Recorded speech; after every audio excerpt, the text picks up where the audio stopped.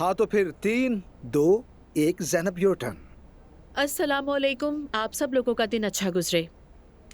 अपने असल टॉपिक पर आने से पहले मैं अपने बारे में फैलाई गई चंद झूठी बातों का जवाब देना चाहती हूँ।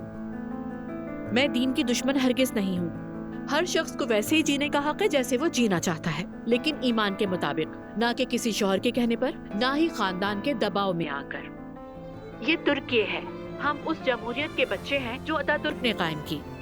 अगर मेरी बेटी मेरे सामने आकर कहे, मॉम ये मेरी अपनी मर्जी है, मुझे ये दुरुस्त लगता है, तो मैं अपनी बेटी की बहुत इज्जत करूंगी, मगर अफसोस उसे दबाया जाता है।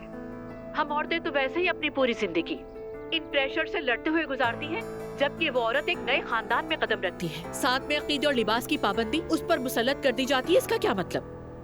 मैं हिजाब या सर ढांपने के खिलाफ नहीं हूँ। दोबारा कहती हूँ, मैं हिजाब या स्कार्फ के खिलाफ नहीं हूँ। मैं सिर्फ दिखावे, प्रेशर और जबर के खिलाफ हूँ जो हिजाब के नाम पे किया जाता है।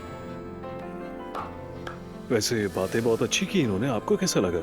ये चाहे जितनी भी बातें कर ले बेटा, इसकी बहन और इसकी बेटी दोनों ही शादीशुदा आदमियों के पीछे हैं। वो दूसरों को नसीहत करने के बजाय पहले खुद अपने घर को तो संभाल ले। अम्मी जान आप परेशान मत हो, ये लोग जल्दी सबक सीख लेंगे। आज काम हो जाएगा। सब हो जाएगा अम्मी, आप बेफिक्र रहें। मुझे भी बताइए क्या प्लान कर रहे हैं? प्लान ये है कि हम उन पर रहम नहीं करेंगे जो हम पर नहीं करते। मतलब आप लोगों ने किसी हिटमैन को हायर किया है? नाइला ऐसी बातें मत करो। खैर मैंने अंदाजन यही बंदोबस्त कर लिया है। जो अम्मी से उलझेगा वो कभी नहीं संभल पाएगा। उसका चैन और सुकून दोनों खतरे में पड़ जाएंगे। बिल्कुल सही कहा। हर किसी को उसके किए की सजा मिलनी चाहिए।